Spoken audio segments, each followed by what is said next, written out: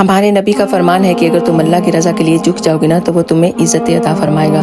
توحید کا پہلا سبق یہی ہے کہ آپ نے صرف اللہ کے سامنے جھکنا ہے۔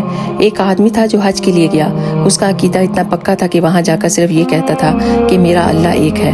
حضرت حاجہ رحمۃ اللہ فرماتے ہیں کہ میں نے جب اسے دیکھا لبیک پکارتے ہوئے تو اس کا جواب آتا تھا لا لبیک، کہ تو غیر حاضر ہے۔ وہ بار بار کہتا لبیک، لیکن اسے بار بار جواب آتا لا لبیک۔ حضرت حاجہ فرماتے ہیں میں نے اسے مجمع میں سے باہر نکال دیا کہ تجھے پتہ ہے کہ جب بھی تو لبیک کہتے ہو تو جواب آتا ہے لا لبیک۔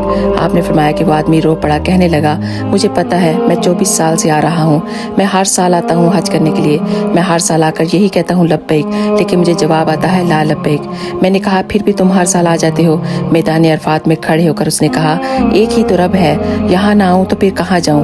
حاجہ صاحب فرماتے ہیں کہ غیب سے آواز آئی یہ میرا اور میرے بندے کا معاملہ ہے، اگر میں اسے ایک دفعہ کہہ دوں گا کہ لبیک تو یہ اگلے سال پھر نہیں آئے گا۔